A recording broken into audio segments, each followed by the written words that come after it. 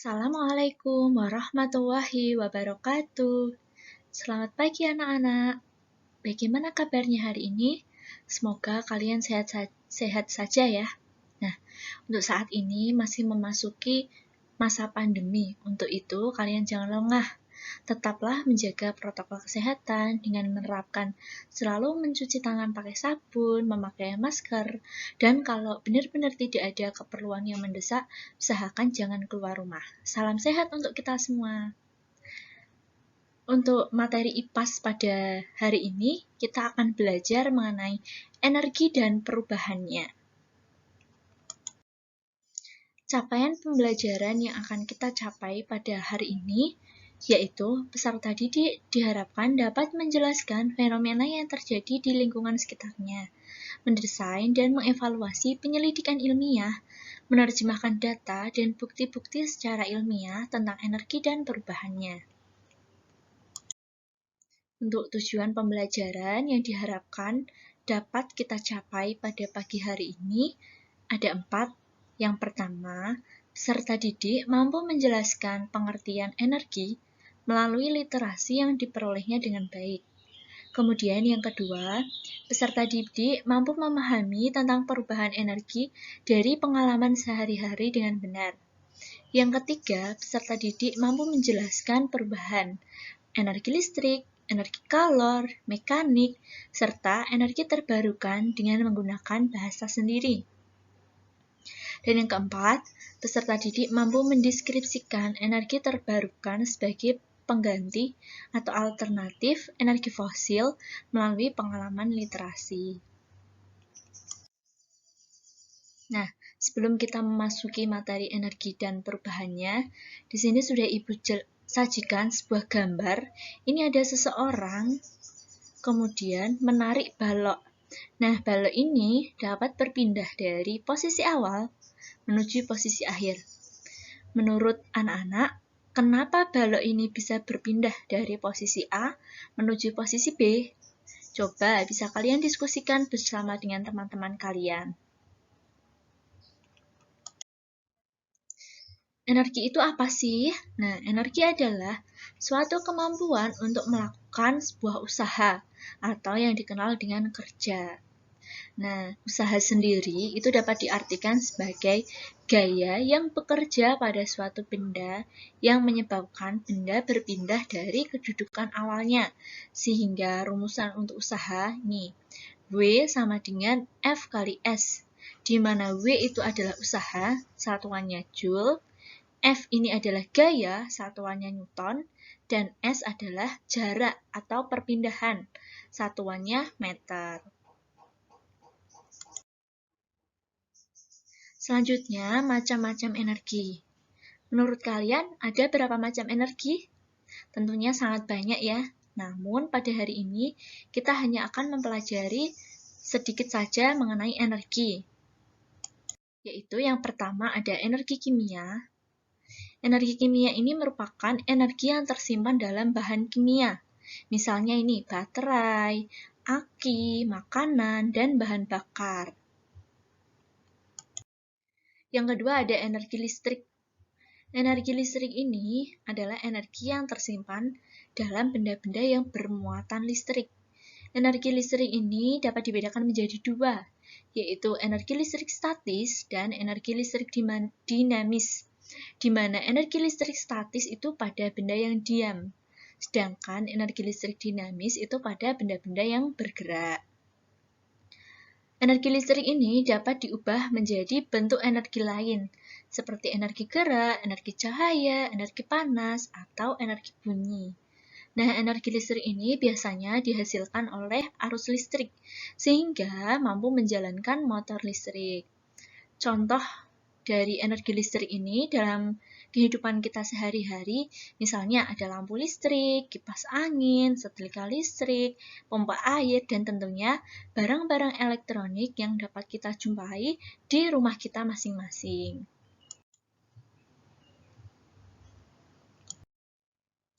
Yang ketiga ada energi kalor, atau yang sering kita sebut dalam kehidupan sehari-hari yaitu panas.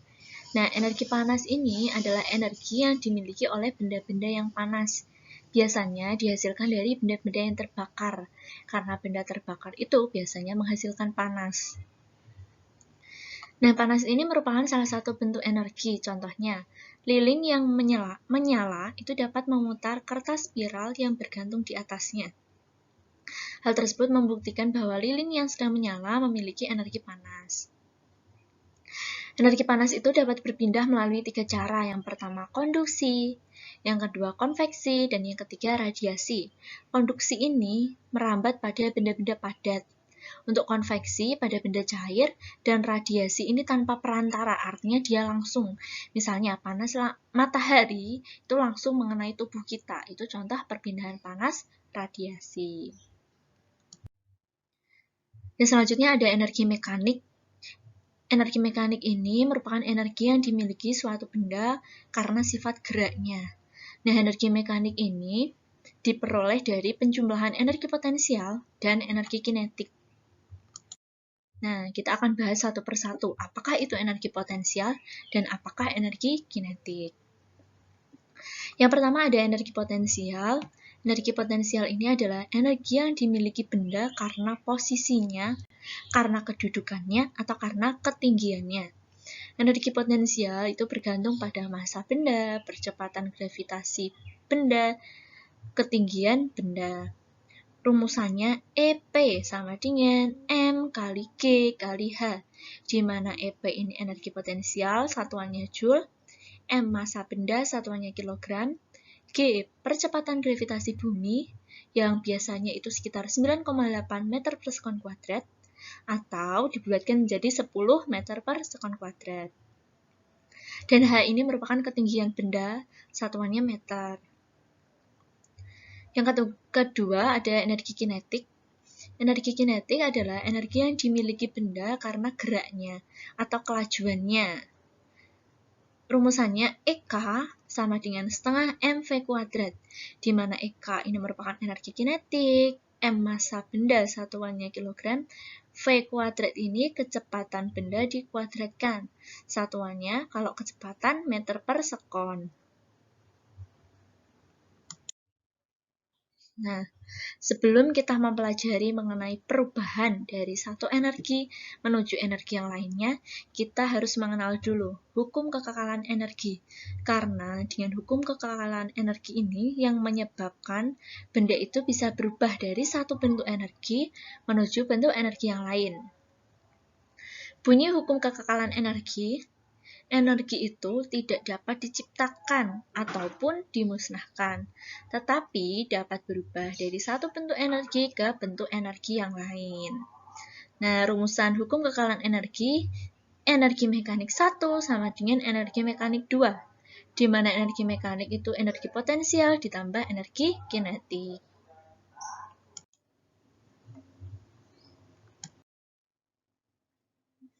Selanjutnya, kita akan belajar mengenai perubahan energi.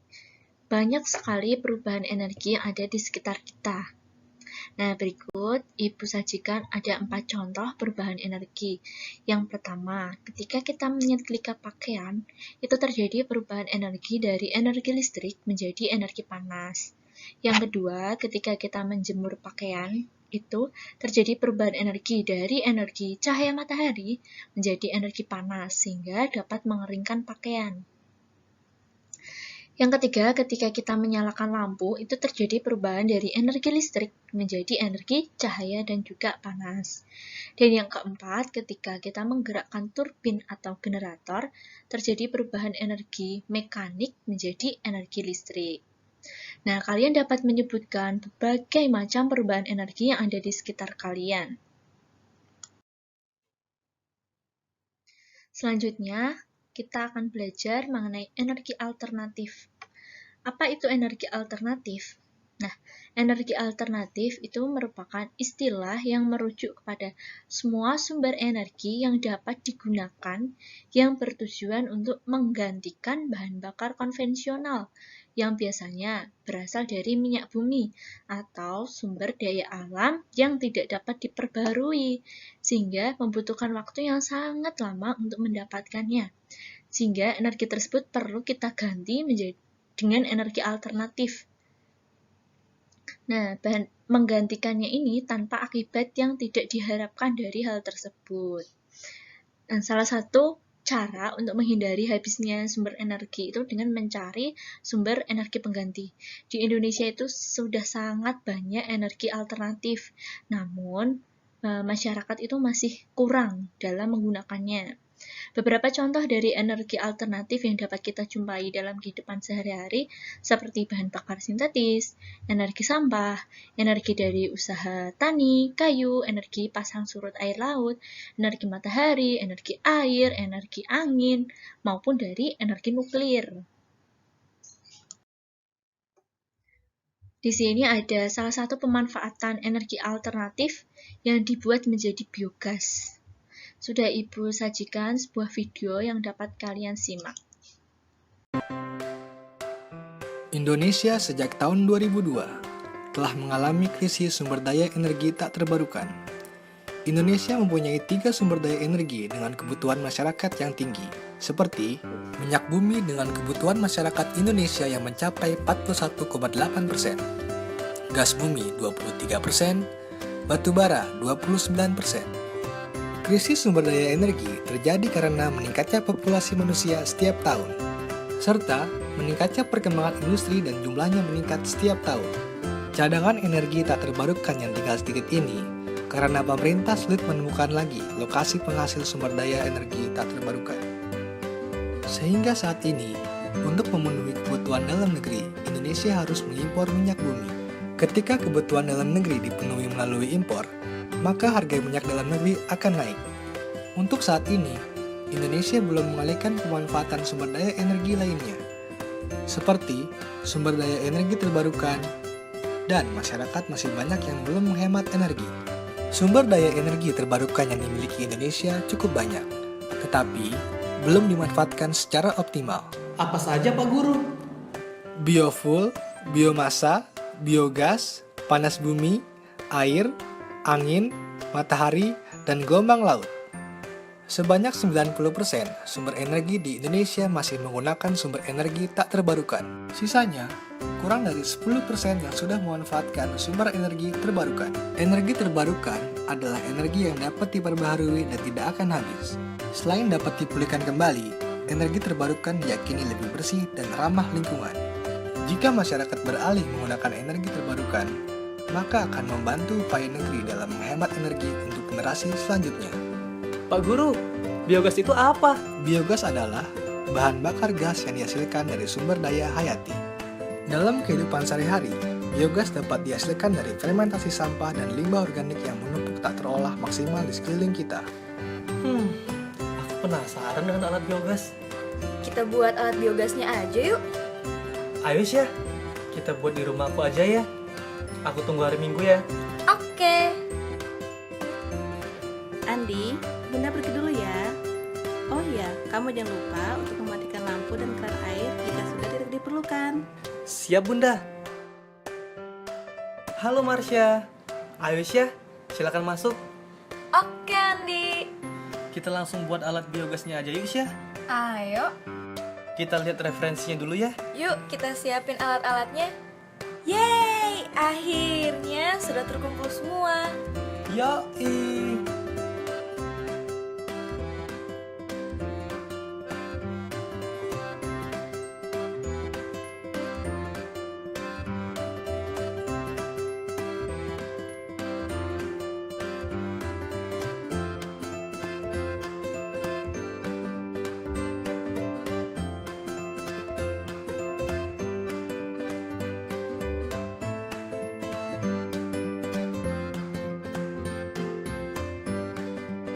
Ternyata mudah ya membuat alat biogas. Kamu jangan seneng dulu. Semoga kita berhasil.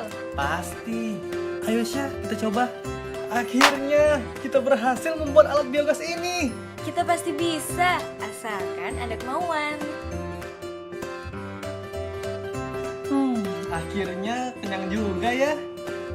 Iya, aku juga. Enak kan mau masak tanpa mengeluarkan uang untuk beli gas? Enak dong. Uangnya jadi bisa ditabung. Nah itu merupakan video pembuatan biogas. Nah, anak-anak bisa menerapkan cara sederhana untuk membuat biogas di rumah masing-masing. Supaya apa? Supaya kita bisa menghemat sumber energi yang ada dengan mengganti menggunakan energi alternatif. Contohnya seperti di atas. Kita dapat membuat biogas untuk menggantikan tabung gas, sehingga kita tidak perlu repot-repot membeli gas untuk keperluan memasak di rumah.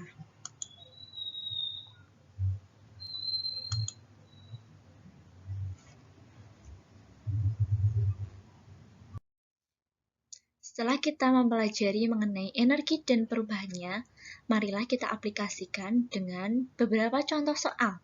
Contoh soal yang pertama, disajikan sebuah gaya sebesar 25 Newton. Ini bekerja pada sebuah benda dan menyebabkan benda itu berpindah tempat sejauh 4 meter. Nah, pertanyaannya, tentukanlah besar usaha yang dilakukan oleh gaya tersebut. Penyelesaiannya, yang pertama, kita tulis dulu apa yang diketahui. Yang diketahui ada gaya, simbolnya F, ini sebesar 25 Newton. Kemudian ada jarak, jaraknya 4 meter. Yang ditanyakan adalah usahanya atau W, di mana rumusan usaha tadi adalah W sama dengan F kali S. Jadi 25 Newton dikali 4 meter. Hasilnya, benda tersebut menghasilkan usaha sebesar 100 Joule. Untuk contoh soal yang kedua, sebuah benda bermasa 1 kg dilempar ke atas dengan kecepatan awal 40 meter per sekon. Nah, besarnya energi kinetik saat ketinggian benda mencapai 20 meter itu berapa? Tidak lupa kita tulis dulu apa yang diketahui. Ada massa sebesar 1 kg, kecepatan benda 1 40 meter per sekon, ketinggian benda 1 0 meter, dan ketinggian benda 2 itu 20 meter. Maaf, bukan benda kedua, namun ini kecepatan awal, ini ketinggian awal, dan ini ketinggian akhir. Kemudian yang ditanyakan adalah energi kinetik akhir. Nah, kita masukkan ke dalam rumusan, di mana energi mekanik 1 sama dengan energi mekanik 2. Sehingga energi potensial 1 ditambah energi kinetik 1 itu sama dengan energi potensial 2 ditambah energi kinetik 2. Sehingga MGH1 ditambah setengah MV1 kuadrat sama dengan MGH2 ditambah setengah MV2 kuadrat. Setelah itu kita masukkan angka-angkanya. 0 ditambah setengah kali 1 kg dikali 40 meter per sekon kuadrat sama dengan 1 kg dikali 10 meter per sekon kuadrat dikali 20 meter ditambah EK2, sehingga menghasilkan nilai EK2 sebesar 600 Joule. Bagaimana? Mudah kan mengerjakan soal-soal mengenai energi dan perubahannya?